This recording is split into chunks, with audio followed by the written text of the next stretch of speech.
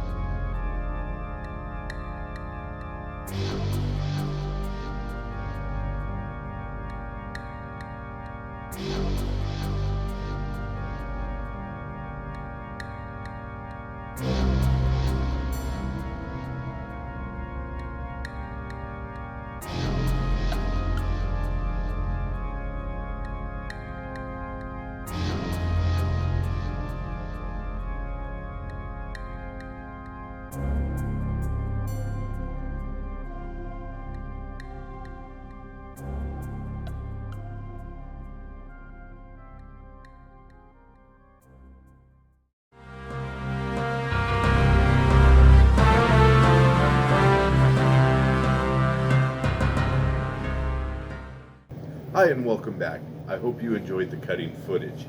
As you can see, this sword did moderately well on the light targets that I used. The edge unfortunately is lacking, as it's not very sharp and uneven in some places. This is a common issue with budget Chinese production medieval swords, and something I hope is remedied by the manufacturers in the future.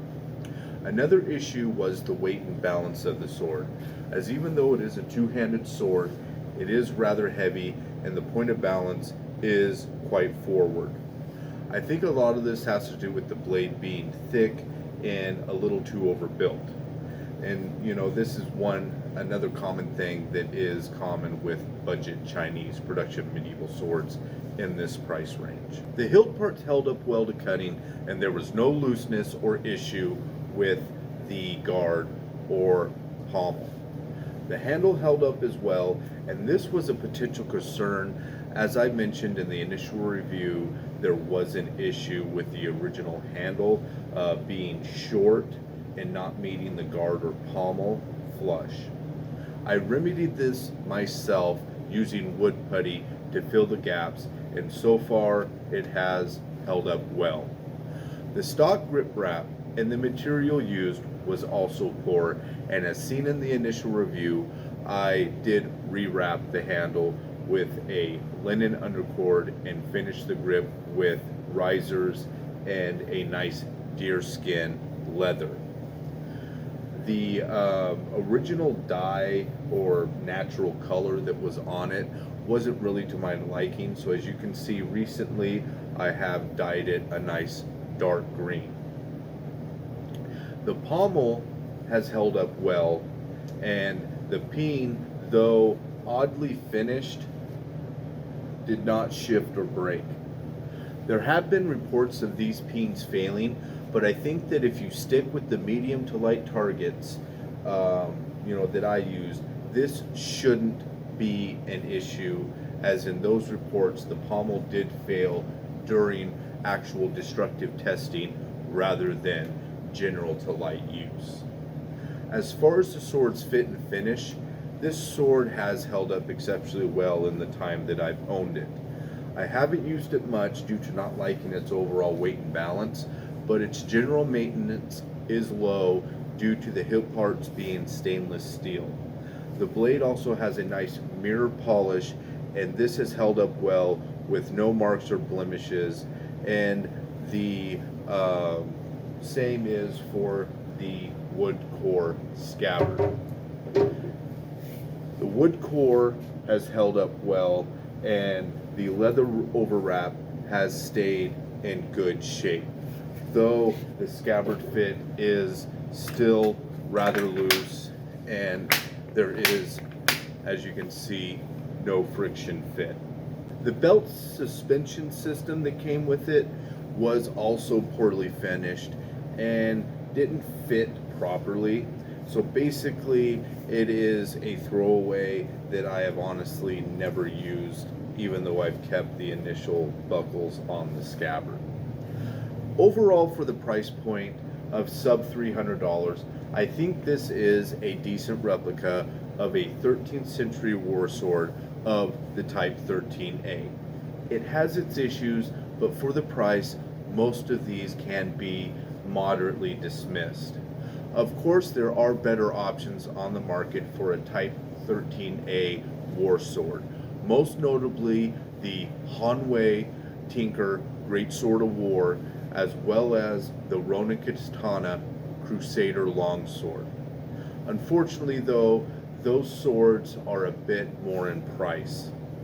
There are also a few models offered by Topeka and Balor Arms, similar to the type, but they're more like a later period war sword, or with the Topekas, or with the Balor Arms, as I've reviewed previously on the channel, more of a 12A, and they are moderately similar in price, at least with the Balor Arms, and the Topekas will be moderately cheaper. I wish I could give a better recommendation for this sword, but sadly it does fall short regarding fit and finish and general build quality.